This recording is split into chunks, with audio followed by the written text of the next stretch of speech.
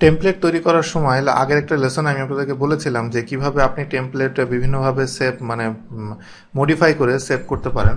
তো এখানে আমি আপনাদেরকে বলছি যে আপনি যদি ম্যাট্রিক ইউনিটে কাজ করতে চান তাহলে কিভাবে ম্যাট্রিক ইউনিটটা আপনি ম্যানুয়ালি সেট করবেন বা টেমপ্লেটে কিভাবে সেট করবেন বা টেমপ্লেটের ভিতরে কিভাবে আনবেন সেটা আপনারা দেখেন। প্রথমে এখানে দেখেন যে আমি উপরে বাম দিকে আমি আগে দেখবো যে এটা কোন ইউনিটে আছে, আমাকে ফার্স্টে এটা দেখতে হবে।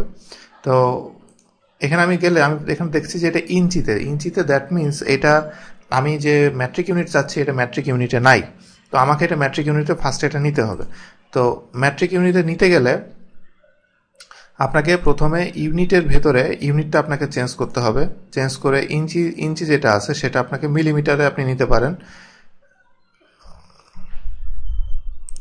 আমি এখানে মিলিমিটারে নিলাম, নিয়ে আমি ওকে দিলাম। তার মানে এখানে এখন আমি ম্যাট্রিক এনভায়রনমেন্টে চলে এসেছি। তো আমি কি ফুললি ম্যাট্রিক এনভায়রনমেন্টে আছি সেটা দেখার জন্য আমি প্লটে ক্লিক করি। প্লট জিনিসটা সম্পর্কে পরে ডিটেলসে আসবে অবশ্যই, তখন সবই বলবো, আপাতত জাস্ট একটু জেনে রাখেন। এখানে প্লটের ভিতরে আমি এখানে আপনি দেখুন এটা কিন্তু ইঞ্চিতে শো করছে। ইভেন আপনি যদি এখানেও দেখেন এটাও ইঞ্চিতে শো করছে, আমার পেপার সাইজ যেটাতে আমি প্রিন্ট আউট করার সময় যে সাইজটা। তার মানে আমি ফুললি ম্যাট্রিক এনভায়রনমেন্টে এখনো আসি নাই। তো ইউনিটটা আপনি চেঞ্জ করে ম্যাট্রিক এনভায়রনমেন্টে আপনি এইভাবে আসতে গেলে আপনাকে কয়েক জায়গায় সেটিংসে চেঞ্জ করা লাগছে। তো সেইটা না করে আপনি যেটা করবেন সেটা হলো যে আপনাকে একটা নিউ ফাইল ওপেন করবেন। নিউ ফাইলটা যখন আপনি ওপেন করবেন এখানে দেখুন, এখানে আপনি অটোক্যাড .dwt-তে আপনি ঢুকছেন। এটাতে আপনি না ঢুকে আপনি ঢুকবেন অটোক্যাড iso.dwt। এটার ভিতরে দিয়ে আপনি যদি ওকে দেন, এটা আপনি ফুল ম্যাট্রিক এনভায়রনমেন্ট এটা সেটিং করা। এটার ভিতরে আমি যদি ড্রয়িং ইউটিলিটি ভিতরে ঢুকি তাহলে দেখবো এখানে মিলিমিটার দেয়া, এবং আমি যদি প্লটের ভিতরে যাই, প্লটের ভিতরে গেলেও এখানে দেখা যাবে মিলিমিটার, এখানেও মিলিমিটার পেপার সাইজ। তার মানে আমি ফুললি ম্যাট্রিক এনভায়রনমেন্টে আমি এখন আছি, এটা বোঝা যাচ্ছে। এরপরে আপনি যদি এখন মনে করেন যে আমি এখানে আপনি ক্লিক করলে বারবার এটা ওপেন হচ্ছে, তো এটা যদি আপনি ওপেন না চান, ডিফল্ট একটা টেমপ্লেট যদি আপনি দিয়ে দেন তাহলে সেটা অটোমেটিকলি বারবার ওপেন হবে। সেটা কীভাবে হবে?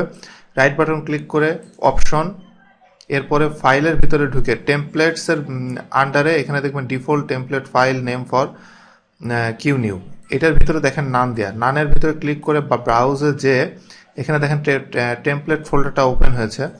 এই টেমপ্লেট ফোল্ডারের ভিতরে আমি অটোক্যাড আইএসও যেটা ওইটা দিয়ে ওপেন দিয়ে আমি যদি অ্যাপ্লাই দিয়ে ওকে দিই, এবার আমি যদি সব ফাইলগুলো অফ করে দিই, দেওয়ার পরে এখন দেখেন আমি যদি এটা ক্লিক করি সরাসরি একটা ফাইল ওপেন হয়ে যাবে, এবং এটা যেটা ওপেন হয়েছে সেটা হলো ম্যাট্রিক ইউনিটে ওপেন হয়েছে। দেখেন এটা ম্যাট্রিক ইউনিটে ওপেন হয়েছে। তো এইভাবে আপনি খুব সহজেই আপনি কনফিগার করতে পারবেন ম্যাট্রিক ইউনিটে। এটাও দেখেন যে ম্যাট্রিক ইউনিটেই আছে।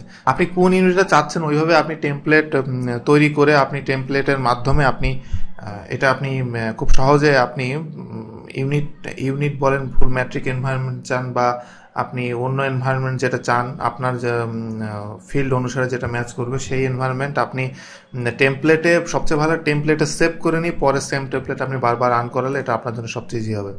আমি রাইট বাটন ক্লিক করে অপশনে যদি যাই, যে আমি টেমপ্লেটের ভিতরে আমি যেটা ডিফল্টে করেছিলাম সেই ডিফল্টটা আমি রিমুভ করে দিচ্ছি।